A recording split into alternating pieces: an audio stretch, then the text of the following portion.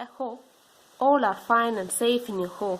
Today we are going to learn about a new poem, that is The Heart of the Tree by Henry Cuyler Bunner. Henry Cuyler Bunner was an American novelist, a poet, and a journalist too. The poem The Heart of the Tree by the Henry Cuyler Bunner is emphasizing the importance of planting the tree, especially that is relevant for today's life. As we are in the path of urbanization, we just forgot to plant the tree and we are just cutting the trees down. So the poet here says that if you want to flourish, you should be harmony with the nature. How can we will be harmony with the nature? We have to love nature. We should not do any harm to the nature. Going to the first stanza, I'll read the first stanza. What does he plant who plants a tree? He plants a friend of sun and sky. He plants the flag of breezes free. The shaft of beauty towering high. He plants a home to heaven and I. For song and mother croon of bird, in hushed and happy twilight heard, the trouble of heaven's harmony, these things he plants who plants a tree. The starting of the poem itself, the poet is asking to the listeners a very casual question. What does he plant who plants a tree? But the next lines says that the poet is not asking such a mere question. He is not just asking a very casual question. He is just justifying the answers that he was opposed in the first line. That is, what does he plant who plants a tree? He plants a friend of sun and sky. A tree is a friend of sun and sky because it reduces temperature, it attracts rain, and it purifies air and produces oxygen. So he is bringing a friend of sun and sky. A tree is bringing a friend of sun and sky. How come? Because it is reducing the temperature, it attracts rain, it purifies the air, and it produces oxygen. He plants the flag of breeze free. The shaft of beauty towering high. Here the tree is represented by the shaft of beauty. Shaft here means array or long narrow pole. Towering here means standing straight. As a tree that is moving or swaying in the breeze is giving us as cool effect to our eyes like a flag that is fluttering on the breeze. The first four lines itself says that the importance of planting a tree. The poet here says that there are so much of benefits that we are getting from the plant if we plant a tree. He plants a home to heaven and I. He says that by planting the tree we can bring heaven near to our home. And I here means near, close. How come? How he says that? How can he say that? He's bringing, by planting the tree, we can bring heaven close to home. The next lines says the answer for the question. For song and mother croon of bird, in hushed and happy twilight heard, the trouble of heaven's harmony, these things he plants who plants a tree.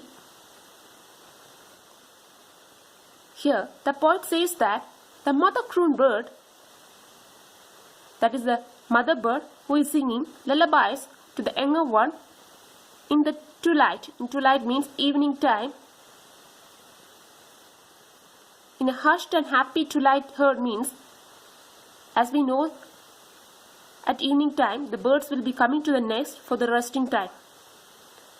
They will be enveloped in the coziness and happiness and togetherness during that time. The situation is so happy and they are going to settle down as like us the treble of heaven's harmony.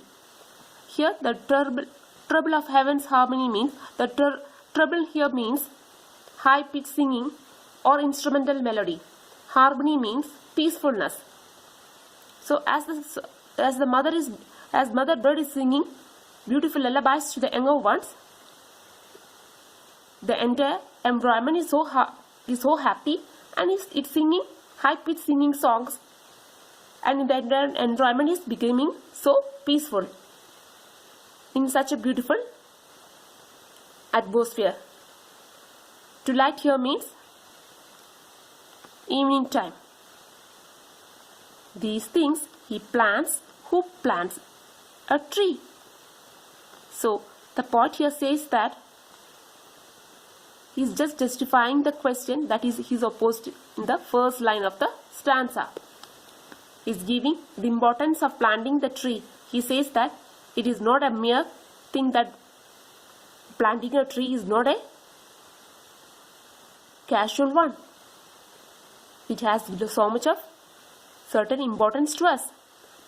Coming to the second stanza, what does he plant who plants a tree?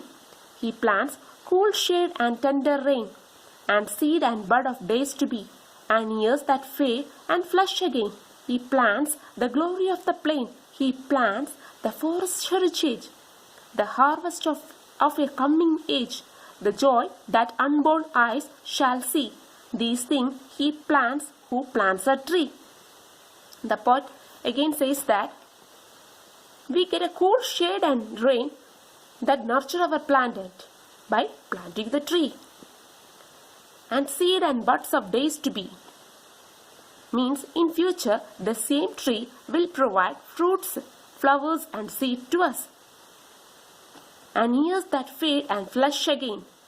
As we know, as one year ends, then another year begins. As just like that, the trees will fade out and they'll bring bright again. He plants the glory of the plain. Here the poet means that by planting the tree, it is bringing entire glory to the isolated land, the entire beauty to a desolated place. He plants the forest heritage. The act of planting the tree will create forest in the future. The more number of plants, the healthier and happier it will be. The harvest of coming age means the more number of plants, the healthier and happier the environment will be. The joy that unborn eyes shall see. Planting the tree will not only is good for today's life, but it is bringing certain another benefits to the future generation also. It will result in future, it will be beneficial to the future generation also. The joy that unborn eyes shall see means those who are not yet born. Unborn eyes here means those people, those who are not born will also get benefits of planting the tree today. The next generation. The poet here means that the next generation is also getting benefits by planting the tree today. These things he plants who plants a tree. You can see certain lines are alliterated in this poem, but he is just giving a justification, the very important justification in these lines. The first line is not a very casual line in this stanza.